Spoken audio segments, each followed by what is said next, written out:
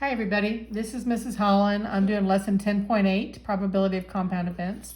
And compound events are those probability events that we're looking at where there's two or more simple events.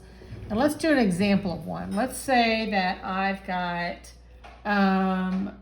four kinds of pants. I have some blue pants, I've got red pants, I've got yellow pants, and I have some purple pants. And I've got three different tops that can go with that. I can do a black top, I can do a red top, and I can do a orange top. And I want to know how many different ways can I put together my my wardrobe. And so one way of doing that is something we call we can put a tree together, put a tree diagram. And so I can list all of my pants. I've got the blue pants, I've got the red pants, I've got the yellow pants, and I have the purple pants. And then with each one of these, I could either wear the black, the red, or the orange top. Black, red, or orange top. Black, red, or orange top. Black, red, or orange top. So how many total possible outcomes do I have there? I've got 1, 2, 3, 4, 5, 6, 7, 8, 9, 10, 11, 12. I have 12 possible total outcomes here. And if I wanted to know what's the probability that I'm going to wear an orange top? What's the probability that I will wear an orange top? And so when I look at this, I see that that's possible here. I could wear orange and blue pants. I could wear orange and red pants. I could wear orange and yellow pants, and I could wear purple and orange. And so there's 4 possible outcomes out of 12. Which is, I can simplify to 1/3. So there's a 1/3 probability that I can wear an orange shirt at any time. I want you to notice something right here, which is kind of a cool thing. There are a total of 4 different pants. Does everybody agree? I have 1, 2, 3, 4.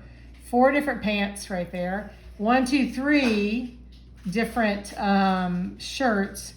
And notice that my total number of outcomes is going to be that 4 times 3 is going to equal to my total number of outcomes.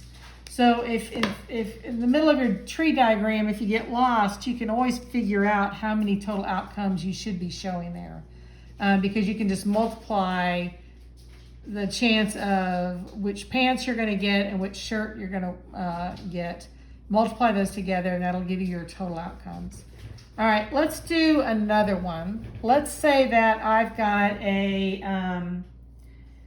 pizza company, and this pizza company has 3 different crusts. It has thin, it has deep dish, and it has regular crust.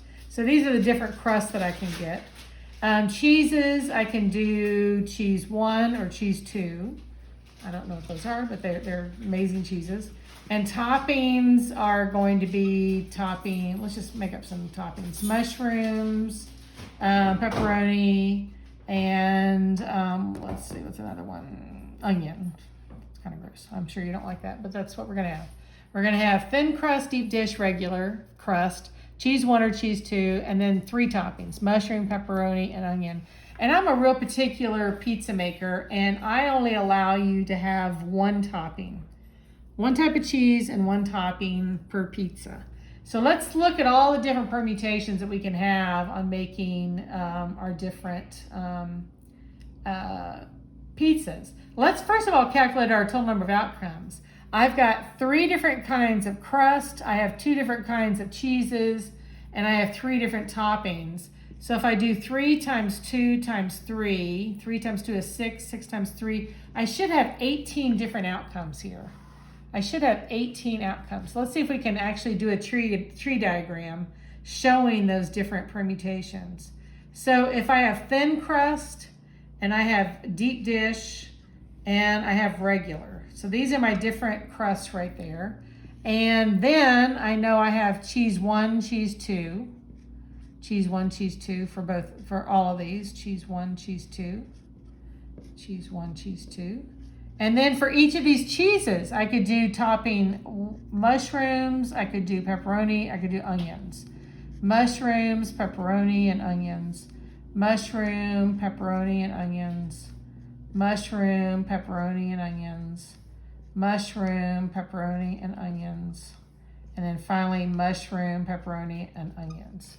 And let's just add up all of these. It should be 18, I hope. 1, 2, 3, 4, 5, 6, 7, 8, 9, 10, 11, 12, 13, 14, 15, 16, 17, 18. There's 18 possible outcomes.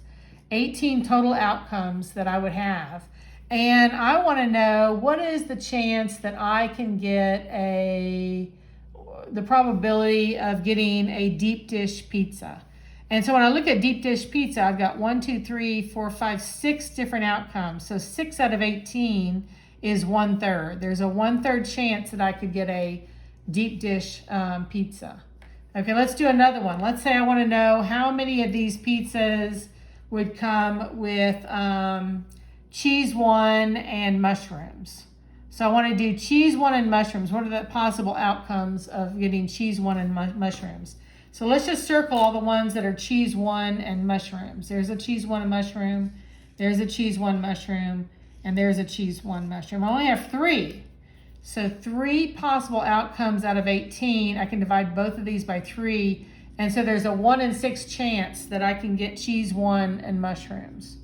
What if I wanted to see, what is the probability? I really hate onions. So what is the probability that I don't get onions? And so I can count up all the numbers, all the pizzas that don't have onions. And I have 1, 2, 3, 4, 5, 6, 7, 8, 9, 10, 11, 12. I have 12 possible outcomes without without onions. I can divide both of these by 6 and I get 2 out of 3. So there's a pretty good chance, there's greater than 50% chance that I can get a pizza without onions, because that'll give me 12 out of 18 of them. I think that's enough information for you to be able to do it. If you have trouble, go ahead and look at the examples in the chapter, because they're going to help you. And also check your answers. All the odd numbered problems are in the back of the book, so you can actually check to see if you're getting this right or not. Remember, we're going to have a quiz this week, so you need to make sure you understand it. Good luck, and I will talk with you later. Bye.